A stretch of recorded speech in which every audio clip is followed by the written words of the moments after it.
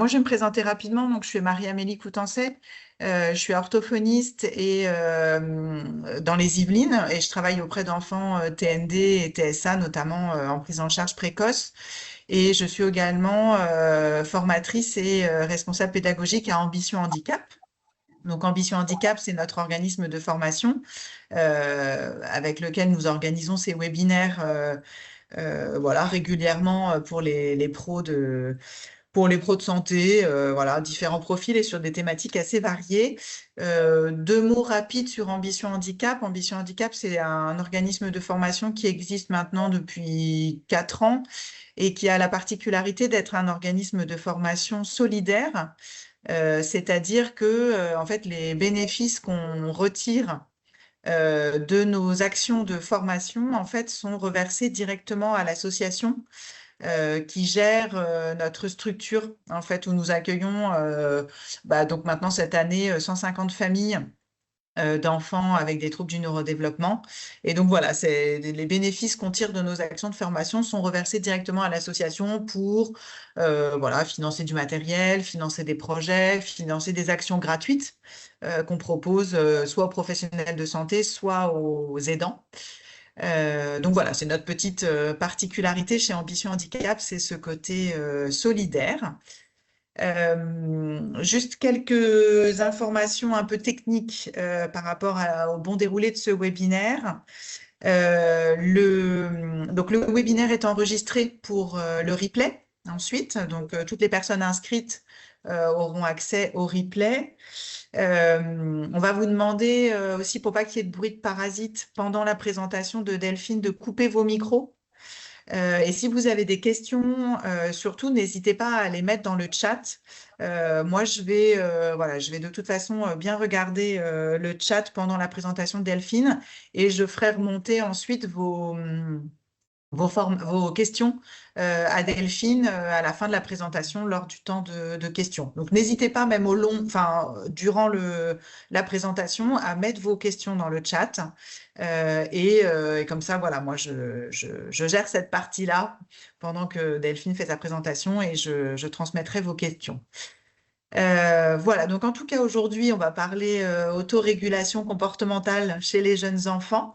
Je vais laisser Delphine se présenter et puis commencer sa présentation. En tout cas, nous sommes ravis de l'accueillir aujourd'hui sur cette thématique qui, je pense, va être très intéressante et va voilà, intéresser beaucoup de monde. Merci d'avoir accepté l'invitation, Delphine, et je te laisse la parole avec plaisir. Merci, donc bonjour à toutes et à tous. Donc je me présente, je suis Delphine Demolle, je suis psychomotricienne au CHU de Montpellier dans une unité de pédopsychiatrie. Donc je fais un 50% sur une idée de consultation de troubles du neurodéveloppement en deuxième ligne. Et c'est dans ce cadre-là qu'on a monté un groupe qui s'appelle ARC, Autorégulation comportementale, qui est destiné à des jeunes enfants préscolaires, donc plutôt autour de 5 ans. Et j'ai un 50% en unité de psychiatrie périnatale, mais c'est pas le sujet du jour. Voilà. Donc je suis ravie de vous présenter ce groupe, d'autorégulation comportementale. Vous allez voir, il y a beaucoup de théories en fait, qui est nécessaire pour comprendre un peu, les articulations en fait et ce qu'on va appliquer ensuite en séance. Heu, voilà et donc ça fait à peu près 6 ans que j'expérimente le groupe, sur l'hôpital. OK. Donc, hop, on va commencer la présentation ici. J'espère que tout le monde, hop, voit correctement. OK. Alors, l'autorégulation comportementale, c'est un concept issu de la psychologie. Donc, on va commencer par définir un petit peu ce terme qui peut, selon les disciplines, être un petit peu différent. Donc, si on prend la définition d'Albert Bandura en 1991, issue de la psychologie sociale, on est sur l'autorégulation, c'est un processus par lequel les individus exercent un contrôle sur leur propre motivation, leur comportement et leur environnement. Donc l'autorégulation, ça correspond en fait à un contrôle, on va dire volontaire, qui va permettre d'orienter les pensées, les émotions et les comportements afin d'atteindre des objectifs personnels. À quoi ça vous fait penser? Le fait de pouvoir réguler ses pensées, comme dans la TCC, de réguler ses émotions et de pouvoir moduler ou ajuster son comportement en fonction des situations. Ça fait penser évidemment, hop, pardon, ça fait penser évidemment aux fonctions exécutives. OK? Et les fonctions exécutives, elles peuvent être vues donc comme un orchestre du cerveau. Elles vont coordonner plusieurs compétences, notamment réguler là, les pensées, les émotions et ajuster le comportement. Donc si on parle des fonctions exécutives, il faut évidemment les définir. Donc si je prends la définition de Seuron en 99, les fonctions exécutives, elles couvrent un ensemble de processus cognitifs dont le rôle est de faciliter l'adaptation de l'individu. D'accord? Donc quand on parle de fonctions exécutives, et on le verra un petit peu plus tard en reprenant les différents, enfin, le modèle de Diamond qui est un des références aujourd'hui, on a évidemment l'inhibition, la mémoire de travail, tout ce qui est du domaine de l'attention, et ensuite on a les fonctions un petit peu plus complexes, qui sont la planification, par exemple, la flexibilité, et cetera, et cetera. On distingue également dans ces fonctions exécutives, les fonctions exécutives froides, c'est-à-dire la compétence, typiquement d'inhibition et de planification, dans un contexte, assez, froid, c'est-à-dire, simplement la compétence de manière isolée, de quelle manière elle va se développer et cetera.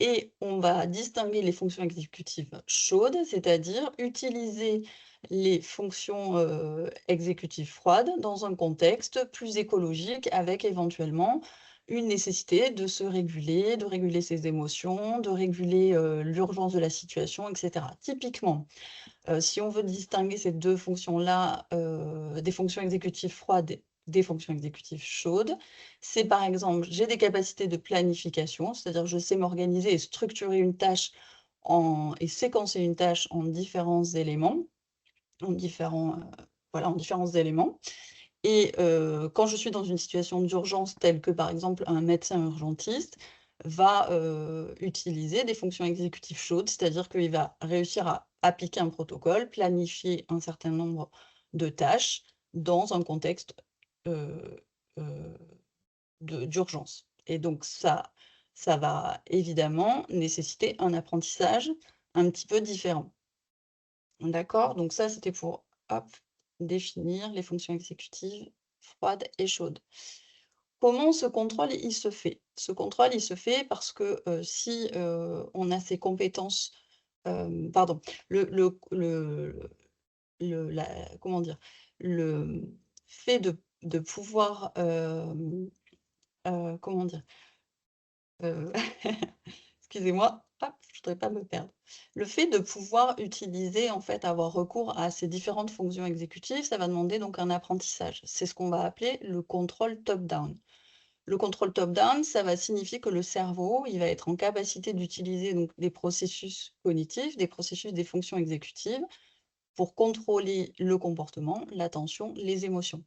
Je m'explique, quand je suis dans une situation qui me stresse, donc j'ai le cerveau d'en bas qui crée qui va créer une, une réaction, comportementale, ça peut être de la fuite, ça peut être de la sidération et cetera et c'est avec le cerveau d'en haut, c'est-à-dire les fonctions exécutives qui vont permettre de raisonner, de planifier, que je vais trouver des solutions, que je vais pouvoir contrôler, réguler mes pensées, mon comportement et mes émotions.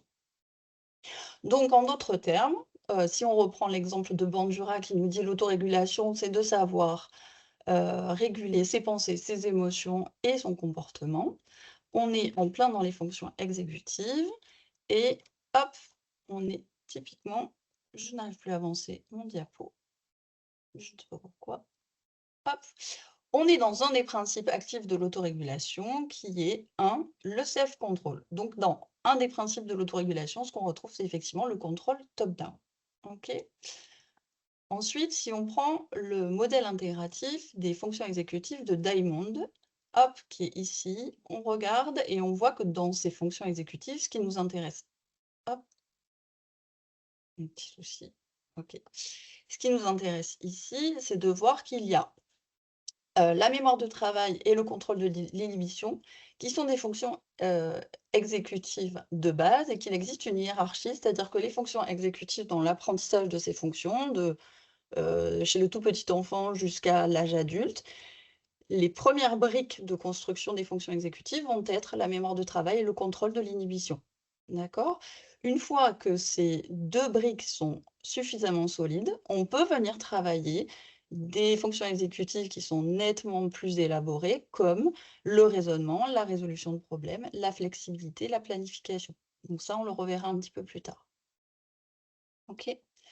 Une deuxième définition de l'autorégulation, elle nous est donnée en psychologie de l'éducation cette fois-ci, et elle provient de Zimmerman. Donc lui, il nous dit que les apprenants autorégulés sont actifs, donc ils sont acteurs sur les plans métacognitifs, motivationnels et comportemental. Donc c'est ce qui va nous permettre de compléter les principes actifs de l'autorégulation qu'on a. Donc on avait déjà le self-control et le fait de pouvoir contrôler en fait, en s'appuyant sur les fonctions exécutives, nos pensées, nos émotions, et cetera. Donc là, cette fois, les choses qu'on va pouvoir ajouter en principe actif, c'est la métacognition. La métacognition, elle va désigner des compétences qui vont permettre à une personne de planifier ses efforts, de les anticiper, d'identifier éventuellement ses erreurs et de réviser ses stratégies. Par exemple, un tout petit enfant, quand il est en train de construire un puzzle, vous allez pouvoir, soit il se met face à un puzzle et il dit: «Moi, je ne sais pas faire». Donc la stratégie de métacognition, c'est déjà de savoir qu'il ne sait pas faire et quelle va être sa manière de faire pour arriver à son objectif de pouvoir faire ce puzzle. Donc ça va être pouvoir éventuellement demander de l'aide, demander la place de l'adulte, par exemple. Et ensuite, avec éventuellement un modèle, il va pouvoir évaluer, comparer, surveiller, ajuster, vérifier. OK?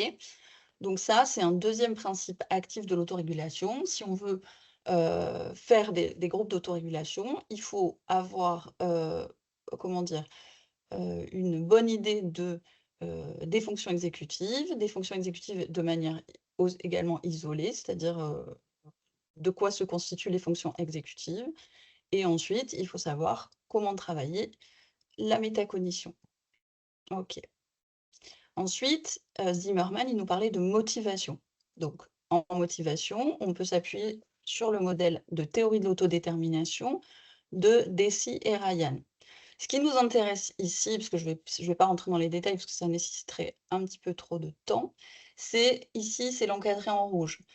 L'important, en fait, pour être motivé dans une tâche, c'est que l'individu, pour être motivé, il faut qu'il arrive à une motivation intrinsèque et non extrinsèque. Et Excuse-moi, donc Delphine, juste je oui, t'interromps 2 minutes, que tu es sortie du mode diapo. ah, bah alors, du coup, vous voyez quoi exactement? Bah, on voit ta diapo, mais on la voit en plus petit. Ah! Autant Enfin, pour on voit bien, moi. hein, mais ah voilà. Alors là, on est C'est au bon? début. Ouais, il faut juste que tu ailles jusqu'à la diapo où tu étais. Parce que OK, ça nous a remis je au suis ici, début. Ouais, super, parfait, on est bon. merci. Merci beaucoup. Donc sur la théorie de l'autodétermination, ce qui m'intéresse moi et ce sur quoi je veux faire un focus, c'est comment arriver à ce qu'un individu soit, ait une motivation autodéterminée. C'est ce qui va nous intéresser dans le principe d'autorégulation, d'accord? Et pour avoir, un individu, un patient, un enfant qui va être motivé, ça va ici, dans cette partie-là là, d'autodétermination, il y a 3 choses auxquelles le thérapeute va devoir, faire attention, c'est-à-dire, il va devoir travailler sur le principe d'autonomie, c'est-à-dire qu'il va travailler avec un enfant de sorte à ce que celui-ci se sente acteur de la tâche sur laquelle il est et que cette tâche fasse sens. Ça, c'est un premier élément. Ensuite, il faut qu'il y ait le sentiment de compétence, c'est-à-dire que, et là, c'est en lien avec la zone proximale de développement, c'est-à-dire qu'on va proposer une tâche en ayant fait bien attention de calibrer, que cette tâche ne soit, que cette tâche soit au niveau, de l'enfant et qu'éventuellement il ait besoin d'une petite aide pour y arriver. Et ensuite, on a le 3e élément qui est la reconnaissance, c'est-à-dire le besoin de reconnaissance par ses pairs ou le besoin de reconnaissance par les autres. Donc ce qui veut dire que, quand on fait de l'autorégulation, ça c'est un quatrième principe actif de l'autorégulation, on va effectivement s'appuyer sur de l'autodétermination. OK.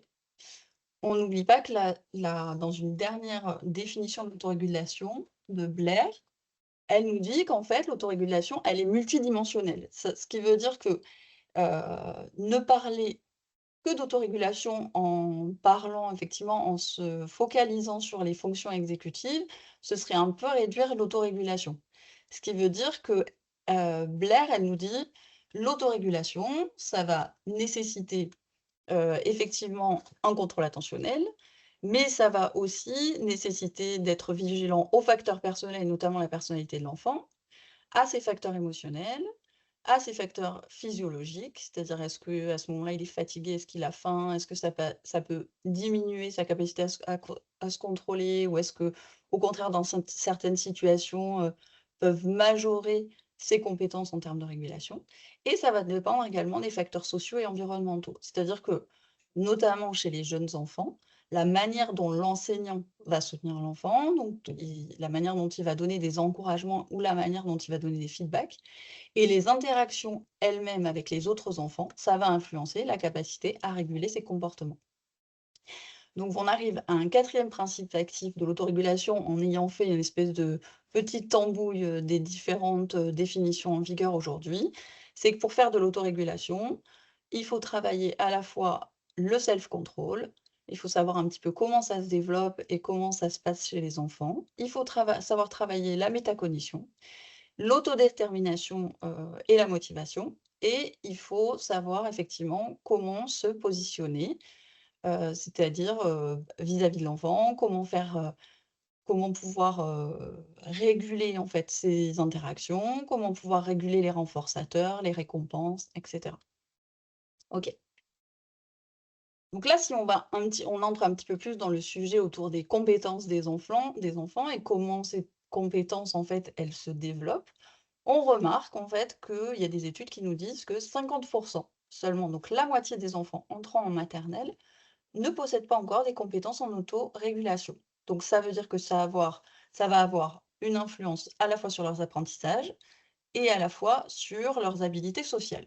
Je m'entends, si un enfant, n'a pas compris qu'il fallait s'asseoir, se poser, pour pouvoir tranquillement, s'inhiber tranquillement sur sa chaise pour pouvoir, mener à bien un travail, à table, ça va être un petit peu compliqué.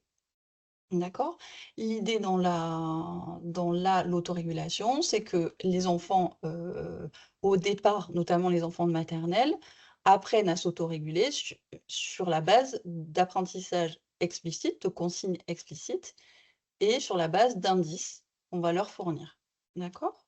Donc si on prend des repères développementaux des jeunes enfants, on va se rendre compte que selon le modèle de Laberge et Laberge sur les processus de développement de l'attention, on se rend bien compte que l'enfant, de la naissance jusqu'à 18 ans, va déployer en fait, des apprentissages, pour passer d'une attention, on va dire automatique, c'est-à-dire qu'à la naissance, l'enfant va réagir, son attention va réagir à des stimuli attentionnels, d'accord? Il va être attiré par des sons, des bruits, des odeurs et cetera et que petit à petit, en grandissant, l'attention, elle va devenir un peu plus contrôlée, un peu plus proactive.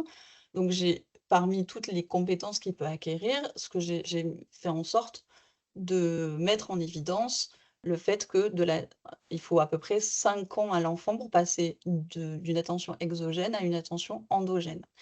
Et là, ça fait sens avec, les fonctions exécutives dont on parlait et notamment le contrôle top-down, c'est-à-dire ce contrôle de, j'ai une attention et je mobilise mon attention pour une tâche en particulier. On a également le développement dans les fonctions exécutives, le développement de la mémoire et des stratégies cognitives et mnésiques de l'enfant. Et là, ce qui est intéressant de savoir, c'est que, évidemment, il va y avoir, une amélioration des stratégies, heu, et du développement de la mémoire. Au départ, on a des enfants visuels, on a des enfants auditifs, et cetera, assez réduits et petit à petit, ils vont se développer, en fait.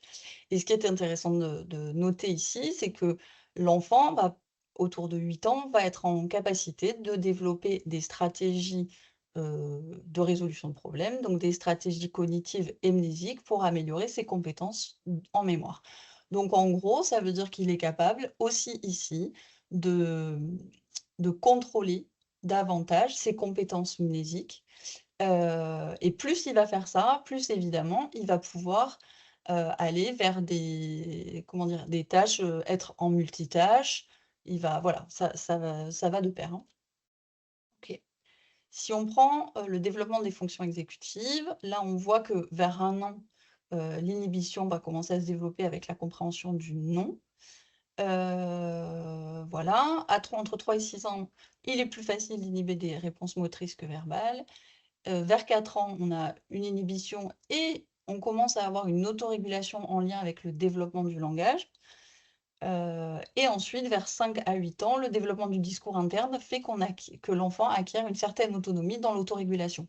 Sachant qu'autour de 4-5 ans, cette autorégulation, elle est émergente et qu'elle peut être compensée, entraînée par la présence de l'adulte. Ok. Donc l'idée, c'est que nous, sur les groupes d'enfants qu'on reçoit en période préscolaire, l'important, c'est de comprendre qu'on est dans une période un peu charnière de développement, en fait, de ces capacités à la fois de fonction exécutive, à la fois d'émergence de la métacognition, qu'on est encore dans de la motivation souvent extrinsèque, et qu'en revanche, l'enfant petit a souvent besoin s'appuie beaucoup sur l'adulte.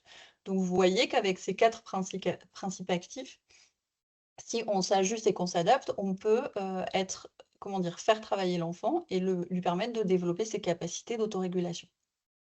OK. Donc, là, c'est juste pour revenir au modèle de Diamond. Tout à l'heure, on disait, que effectivement, les briques sur lesquelles étaient construites, il y avait une hiérarchie, en fait, dans la construction, dans le développement des fonctions exécutives. Et là, c'est juste pour vous rappeler que si on met ce modèle en regard des différents repères développementaux qu'on vient de regarder, on se rend bien compte que les premières fonctions exécutives, effectivement, qui se développent chez l'enfant, ce sont bien la mémoire de travail et le contrôle de l'inhibition. OK. Dernière diapo, on a donc des travaux de Flavel sur le développement de la métacognition. Donc, entre 3 et 5 ans, on est à un stade pré-métacognitif. Il y a des actions qui sont sans conscience claire. Donc là, ça va être compliqué, effectivement, de pouvoir travailler l'émergence de la métacognition chez des enfants tout petits. On va être davantage dans un apprentissage explicite. Entre 4 et 6 ans, on a une conscience métacognitive qui est émergente. L'enfant, il va dire: «Je ne sais pas faire», je commence à vérifier, je tente de planifier, je suis dans un modèle d'essai-erreur. Entre 6 et 8 ans, on est dans un stage de régulation simple où il va commencer à planifier, surveiller, savoir comparer 2 travaux entre, 2 travaux, l'un et l'autre pour vérifier si il est en erreur ou en réussite et il va avoir des petites stratégies simples et ensuite sur 8 et 12 ans, on est vraiment dans un stage de régulation avancée où l'enfant est capable de soliloquer, par exemple. C'est-à-dire, il va dire: «Ah ben non, je me suis trompé», il va parler tout seul: «Ah bah, je vais plutôt commencer par ça». Vous voyez, on est dans de la métacognition vraiment totalement autonome. Ce qui veut dire par là, quand je vous présente également le développement des fonctions exécutives en parallèle du développement de la métacognition, ça veut dire qu'en fonction de l'âge des enfants et en fonction du groupe qui sera constitué, on ne va pas du tout travailler de la même manière. D'accord? Ça veut dire qu'il va falloir que l'adulte indice davantage, soit au travers de repères visuels, soit au travers de son discours à lui, soit aussi de calibrer bien les objectifs de fonction exécutive sur lesquels il travaille. Si ça se trouve, il ne va travailler pendant 6 mois avec des tout petits que sur l'inhibition et pas, on va pas aller sur effectivement, des fonctions exécutives plus complexes. OK. Alors le principe de remédiation de l'autorégulation auprès des jeunes enfants, ça a été moi j'en ai entendu parler, à travers le groupe ARC, destiné aux 4-8 ans et c'est un programme qui a été développé par Jessica Nesenson, qui est psychomotricienne au CHU de Montpellier également, mais pas dans le même service que le mien. Donc c'est elle qui a mis en place, ce programme-là. Hop, je reviendrai après dessus. Donc si on reprend ces principes actifs d'autorégulation et qu'on les applique à un groupe, d'accord? Hop, voilà ce que ça donne. OK. Donc on a ici, dans cette arborescence, on a, les 4 principes actifs qui sont indiqués dans les petits rectangles, plutôt, orange et en deçà de ces rectangles orange, on a, effectivement les stratégies, les outils, qu'on peut déployer dans chacun de ces principes actifs. D'accord? Donc ce qu'on appelle le scaffolding, c'est-à-dire étayage de l'adulte. Pour l'étayage de l'adulte, pour mettre en place un groupe d'autorégulation, on va retrouver la mise en place de routines stables, de rappel du groupe, des règles du groupe, c'est-à-dire il est interdit de.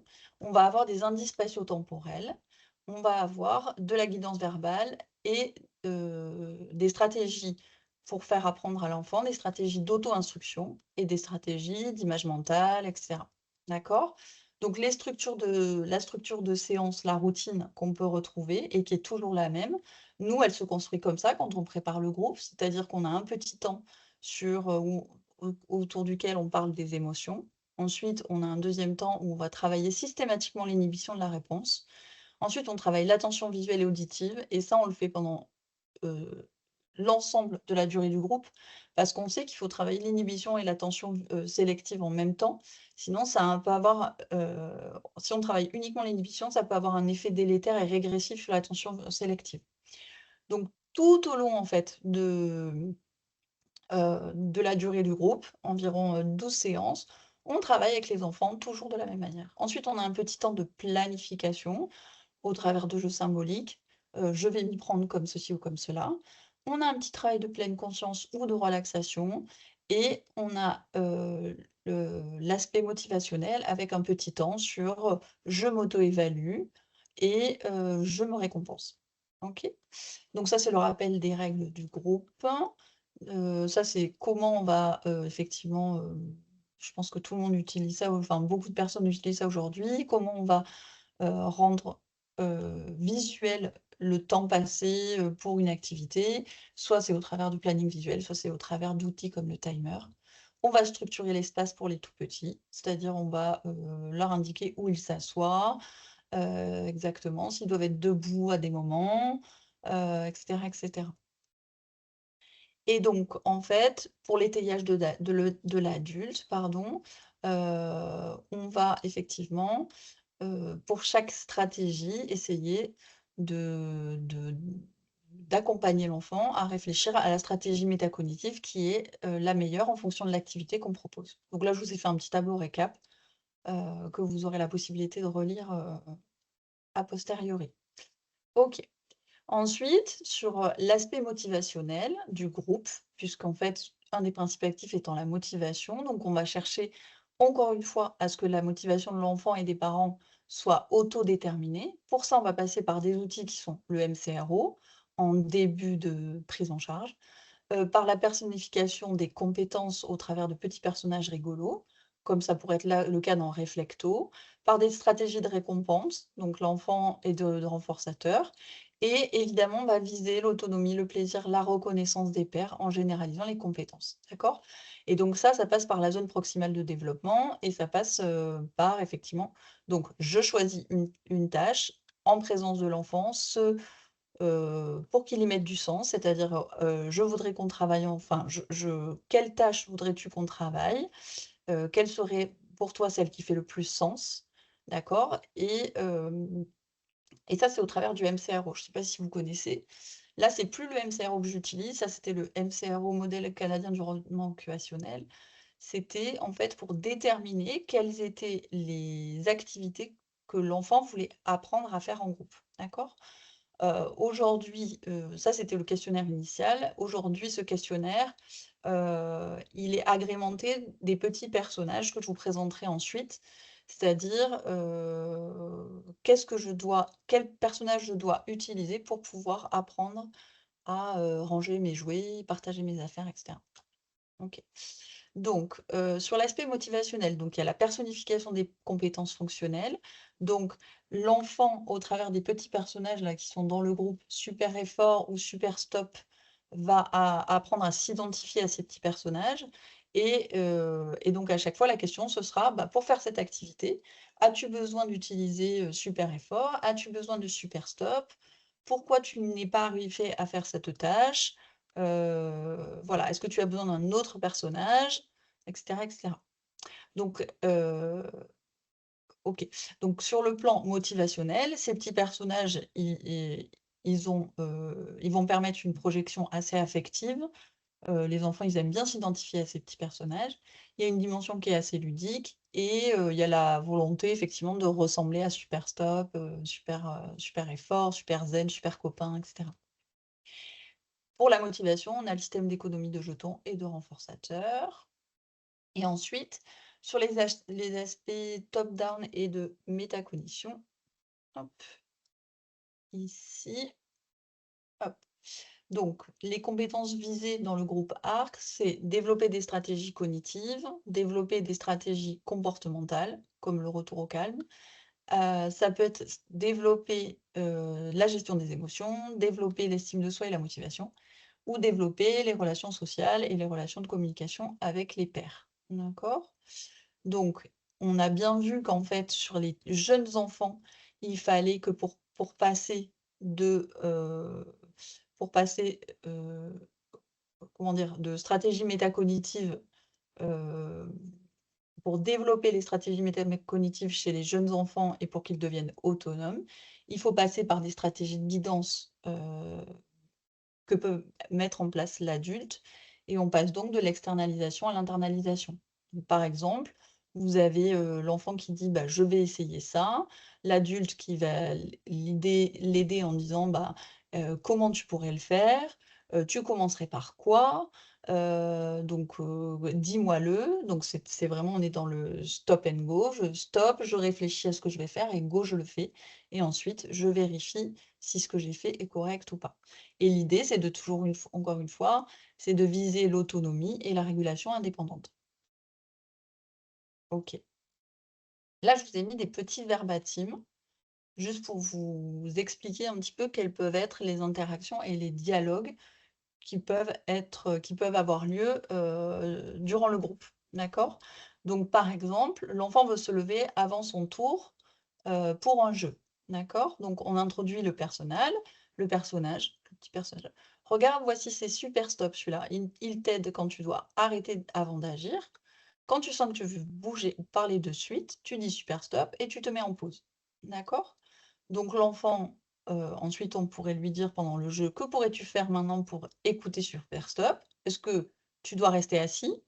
Alors là, on voit bien qu'en fait, on lui souffle des réponses parce que c'est des jeunes enfants et que c'est pour eux délicat, en fait, de verbaliser parfois les stratégies ou de les trouver par eux-mêmes.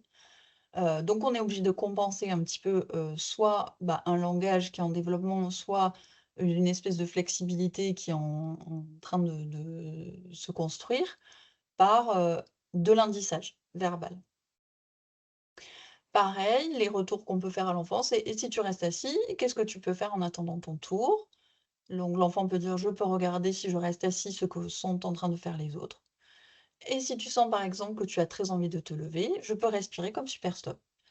Et donc parfait, on lui fait un retour: «Parfait, ça a réussi» ou «Ça a réussi, ça a pas fonctionné, ça a marché, pas fonctionné», enfin, voilà. «Parfait, tu as utilisé ton super stop». Et l'idée en fait, c'est de lui montrer que il a utilisé super stop, que éventuellement ça a marché soit 100 efficacement, soit ça a marché à 50 ou à 75, mais que l'idée c'est d'améliorer en trouvant de nouvelles stratégies. Donc là, c'est pareil, c'est le verbatim, mais sans, l'explication de la structure, de dialogue et ensuite un autre verbatim qui correspond à, Super Effort. Donc le petit personnage de Super Effort dans notre groupe à nous, c'est un petit personnage qui va permettre de mener les tâches à bien. C'est-à-dire quand les enfants sont en difficulté et qu'ils ont tendance à éviter, à s'extraire de la situation, à euh, voilà, se décourager. L'idée, c'est de leur montrer le petit personnage super et fort pour leur dire, quand tu as envie effectivement de partir de la situation, quel petit personnage tu peux utiliser, comment, pourquoi. Donc, on introduit le personnage, voici super et fort. À quoi il sert? Il sert effectivement à t'aider à mener la tâche à bien, c'est-à-dire à faire la tâche à 100%. La prise de conscience, qu'est-ce que tu peux faire maintenant si effectivement tu te trouves dans une situation où tu as envie de t'en aller? L'enfant peut vous dire: «Je peux essayer plusieurs fois, je peux essayer enfin, bon, bien sûr on indice, mais je peux essayer de structurer la tâche, en petites séquences et de me mettre des petites pauses entre, je peux essayer d'aller plus doucement». Voilà. Donc, par exemple, ça peut donner ça: «Regarde, voici super effort». Il nous aide quand on veut aller jusqu'au bout de nos activités. Ah, c'est super effort, super. Oui, quand tu sens que tu veux abandonner ou arrêter, tu dis: «Super effort, continue, tu peux y arriver». Donc, qu'est-ce que tu peux faire maintenant dans une situation pour utiliser ton super effort? Par exemple, si je veux finir, par exemple, le collage que je suis en train de faire, l'adulte va dire: «Bah, très bien, et si tu trouves une partie difficile, bah, je peux essayer, je séquence la tâche et je continue sans me décourager comme super effort». Comment sais-tu que tu utilises super effort? Parce que je laisse pas tomber et que je colle toutes les images. Parfait, tu as utilisé super effort. OK. Alors, il y a des points forts et des points faibles à ce programme. C'est-à-dire les points forts, c'est qu'effectivement ça mobilise des fonctions exécutives, ça permet de travailler sur des fonctions assez élaborées. Le support métacognitif, il est assez clair, c'est-à-dire qu'en utilisant les petits personnages, donc on en a plusieurs, on a, les premiers sur lesquels on va travailler, souvenez-vous, c'est, les bases solides, concrètes, c'est, donc l'inhibition et l'attention sélective visuelle et auditive qui a nécessité de la mémoire de travail. Donc ces deux personnages-là vont être les briques, principales du programme. Et donc ces petits personnages vont permettre de pouvoir élaborer des stratégies métacognitives avec des enfants tout petits. C'est un peu ce que faisait Gagné avec, la méthode Reflecto. Ensuite, on va encourager l'autodétermination et la motivation de l'enfant en veillant systématiquement à respecter la zone proximale de développement, c'est-à-dire on vérifie que, et d'une, il ait choisi la tâche au travers du MCRO. Ensuite, on vérifie, qu'il ait un sentiment de compétence, c'est-à-dire qu'on va calibrer la tâche pour qu'elle ne soit ni trop exigeante au regard des ressources qu'il a actuellement, ni trop basse pour pas générer de l'ennui et du détournement. Et ensuite, on va aller donc sur cette troisième brique où il va avoir la reconnaissance de la part de l'adulte, éventuellement la part, de reconnaissance, des pairs, puisque nous on le propose en groupe, et soit une reconnaissance intrinsèque, interne, puisqu'on va essayer de développer l'auto-évaluation. D'accord? Est-ce que je suis allée au bout de la tâche? Est-ce que je suis plutôt en réussite ou est-ce que j'ai besoin encore de m'améliorer? Ensuite, on a une approche qui est plutôt ludique et adaptée à des âges préscolaires, ou tout juste, et on a une progression qui est normalement structurée et très explicite. Alors, moi en 6 ans, ce que j'ai observé, c'est qu'il y a, une dépendance quand même au support, aux personnages et aux pictos. Donc ça veut dire que, ils utilisent en fait, ces petits personnages super, super j'écoute, super je regarde, super je m'arrête, enfin super stop, et cetera. En revanche, ces pictogrammes, pour qu'ils le généralisent, il faut pouvoir les transférer dans les différents milieux de vie de l'enfant, c'est-à-dire domicile, école, sinon c'est un petit peu difficile à généraliser. La métacognition, elle est très limitée chez les enfants de 3 à 5 ans. En fait, il y a une grosse, grosse hétérogénéité chez les enfants préscolaires. Moi, j'ai eu des enfants de 4 ans qui étaient capables de générer toutes sortes de stratégies différentes, et j'ai des enfants qui n'en étaient absolument pas capables. Donc ça veut dire que quand on, propose ce type de remédiation à des enfants petits, dans un format groupal, le recrutement qu'on va faire est hyper important. C'est-à-dire il va falloir avoir un groupe assez homogène, de sorte à ce que quand vous créez des indices, heu, des indices, visuels, etc., pour qu'ils trouvent les stratégies de métacognition. Il ne faut pas que les autres en face, qui, par exemple, ont déjà de la métacognition et des capacités de raisonnement, s'ennuient. Donc, c'est là où, effectivement, il faut bien, il faut bien identifier quels sont les niveaux de chaque enfant. Donc, il y a une variabilité importante entre les enfants.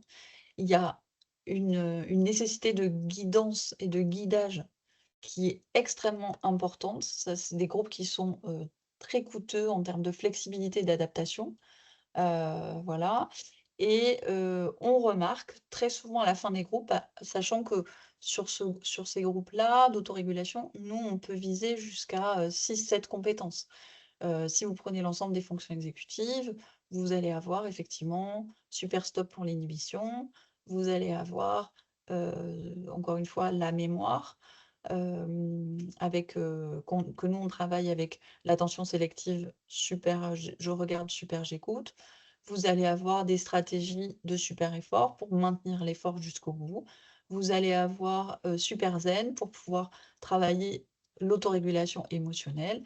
Vous allez avoir, voilà, différents, et donc on se rend compte qu'en fonction de l'âge des enfants et du niveau des enfants, parfois sur 10 séances, vous n'allez travailler qu'uniquement 2 personnages, et en fait, c'est OK. C'est-à-dire que, encore une fois, si vous prenez le modèle de Diamond, il vaut mieux consolider des fonctions exécutives de base et à la fin du groupe, relayer vers d'autres professionnels en disant: «On a excessivement bien travaillé telle compétence et telle compétence, donc l'enfant en est là». Plutôt que de vouloir aller trop vite, de maintenir le programme dans son intégralité et de passer à côté de voilà, de consolider, les briques, quoi. Voilà. Voilà pour ma présentation sur ce groupe-là.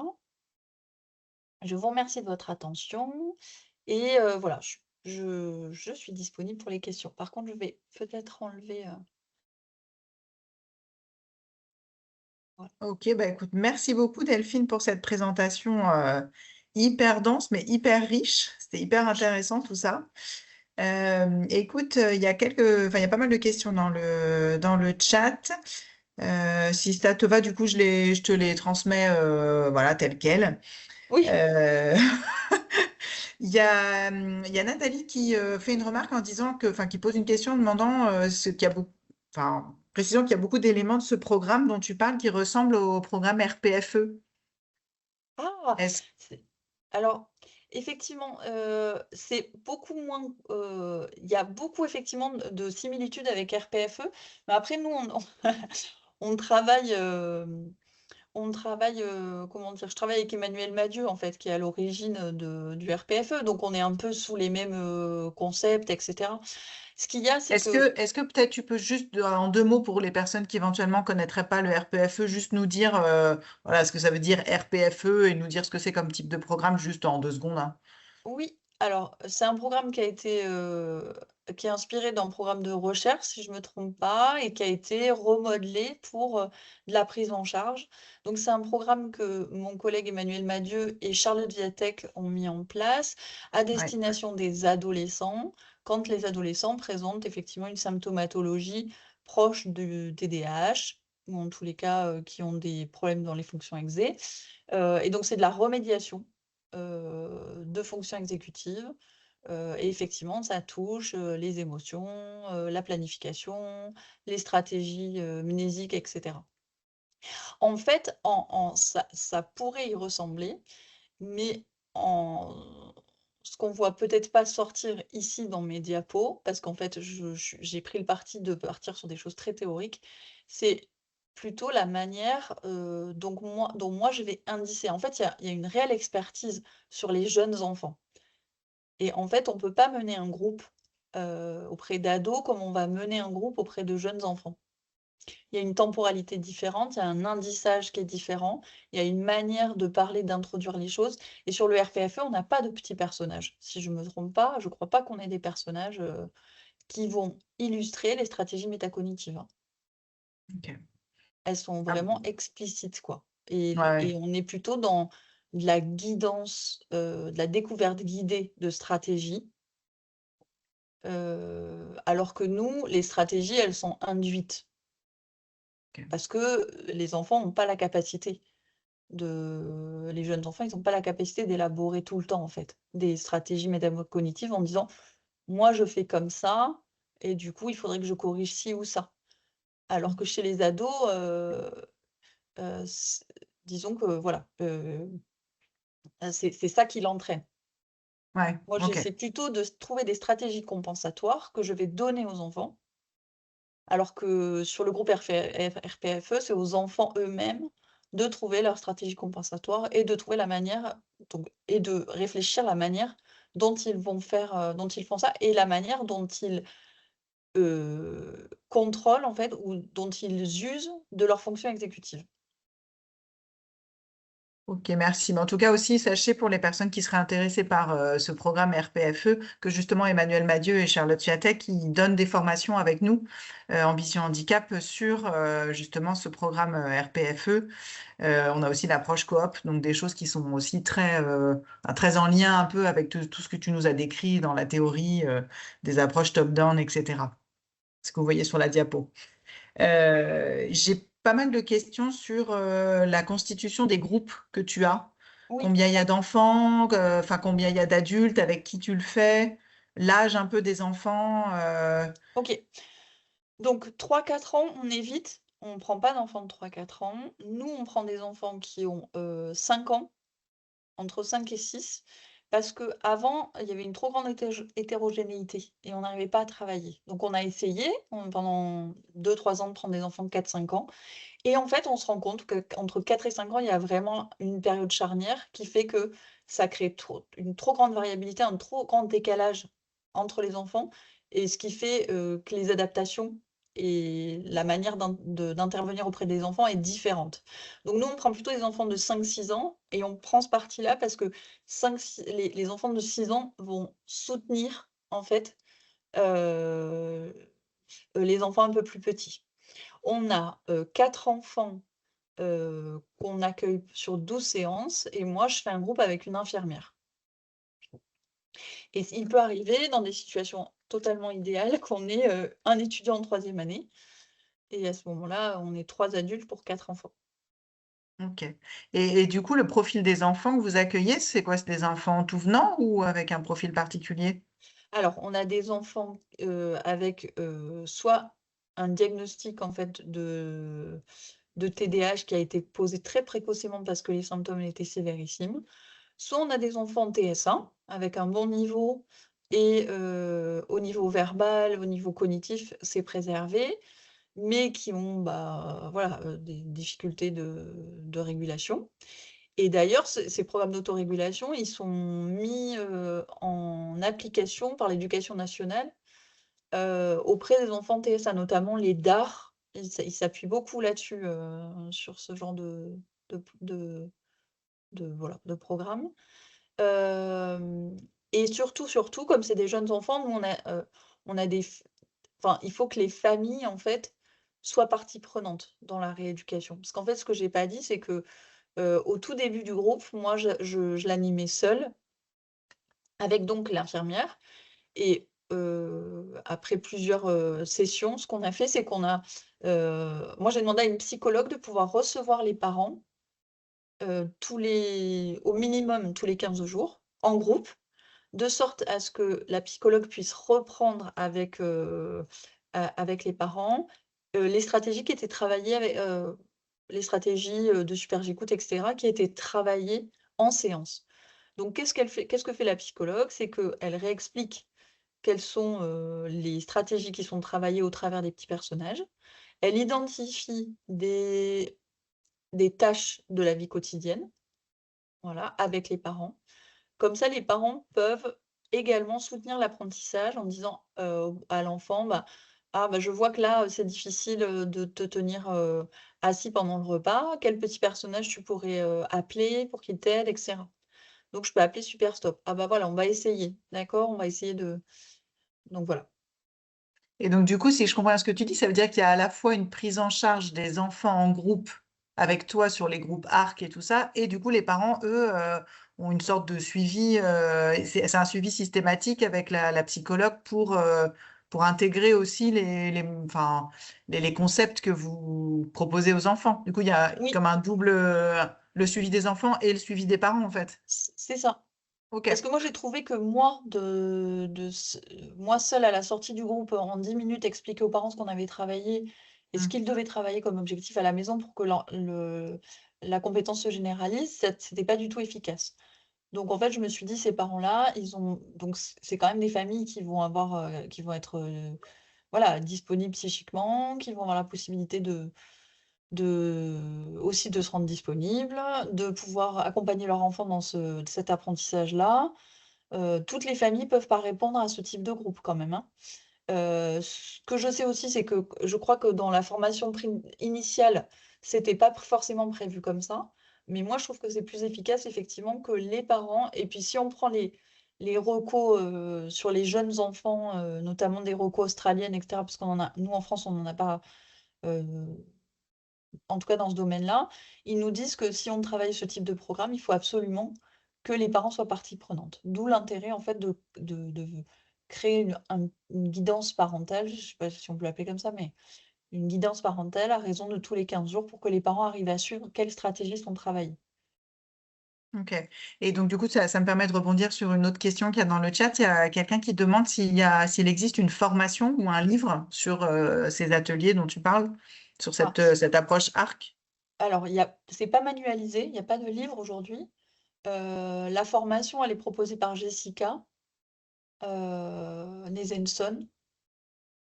Ok. Euh, Et il y en a en France, enfin en région, enfin un peu partout en France où il faut. Oui, oui, Ouais, il y en a, elles se déplacent, voilà. Je sais pas s'il y a d'autres personnes qui font cette formation, enfin, qui la proposent, mais en tous les cas, si vous tapez groupe d'autorégulation comportementale et que vous mettez le nom de Jessica Nielsen, ça va, je pense que ça sort, ok. voilà. Et moi, Ok. je la propose, mais je la propose à des, mais elle prend 2 jours, hein, minimum. Mhm. Et à ce moment-là, moi, je la propose, mais dans des instituts de formation de psychomotricité. Ok. À des étudiants de troisième année, en fait, plutôt. Ok. Et là, vraiment, on détaille tout.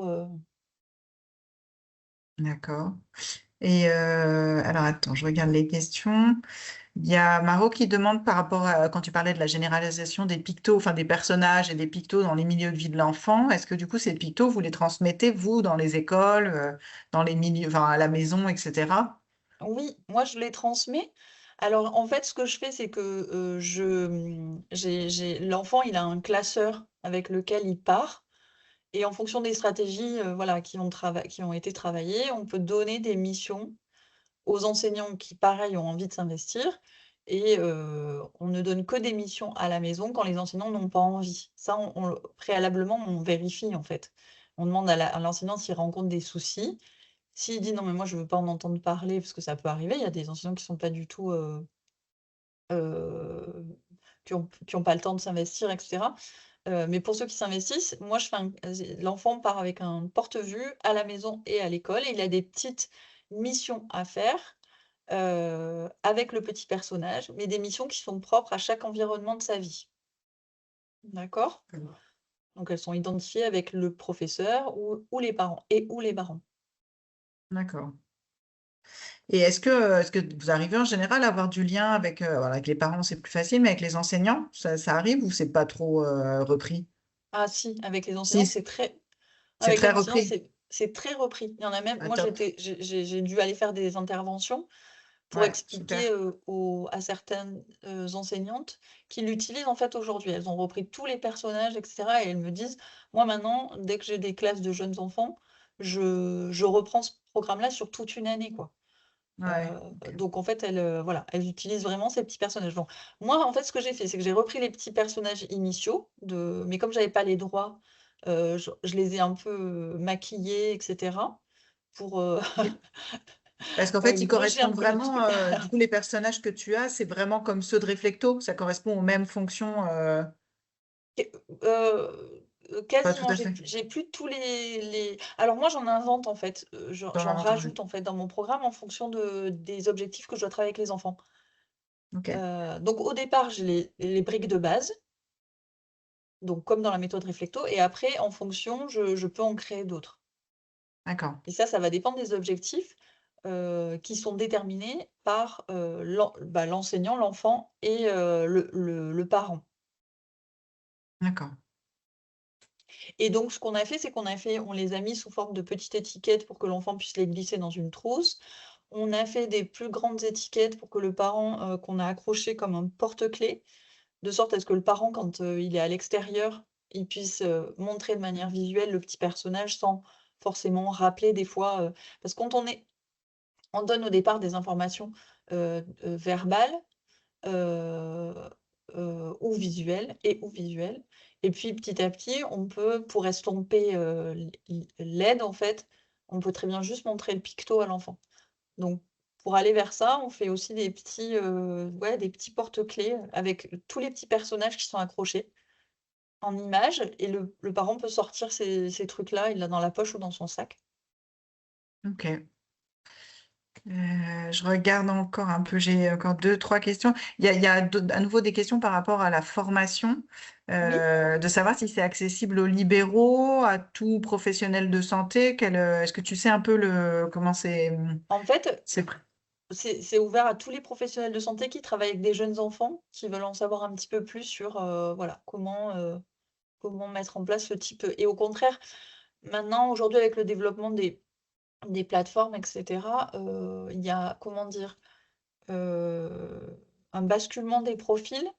On avait, nous, beaucoup de profils d'enfance, à qui on pouvait proposer ce type de prise en charge et aujourd'hui, nous, sur le CHU, on a des profils de plus en plus complexes et en fait, avec la création des plateformes de coordination et cetera, les profils, on va dire, intermédiaires, ils glissent un petit peu vers, le libéral, plutôt. Mmh, Donc moi, je je me rends vois. compte que ce groupe-là que je proposais avant je proposais 2 sessions par an, donc j'avais donc, 8 enfants 8 enfants par an.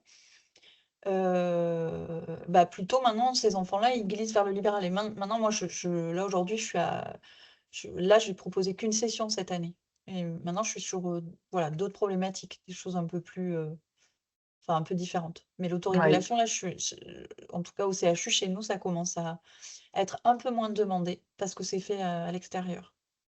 Alors du coup, ça me permet de rebondir sur une question là de Virginie qui demande si ça peut être utilisé avec des enfants plus grands porteurs de déficience.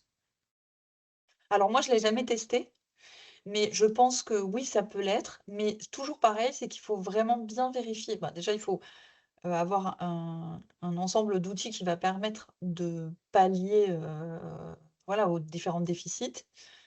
Et puis il faut surtout savoir qu'est-ce qu'on enfin viser, l'objectif en fonction du niveau de l'enfant, quoi, de ses Ouais. compétences actuelles et cetera. Mmh. C'est encore une fois, ça sert à rien chez les jeunes enfants, moi, de vouloir aller trop vite, quoi, ou des enfants, probablement déficients. Mais après, moi, j'ai fait de la coop, par exemple, parce que ça s'appuie sur voilà, un peu, on est toujours dans la même, veine et j'ai fait de la coop avec des enfants, un peu enfin, déficients légers et ça fonctionne, en fait, si c'est, aménagé. Donc Ouais. je vois pas pourquoi OK. l'autorégulation fonctionnerait pas. Mais moi, j'ai jamais eu D'accord. d'enfant par contre, j'ai pas fait ce type de groupe avec des enfants qui présentaient un TDI ou OK.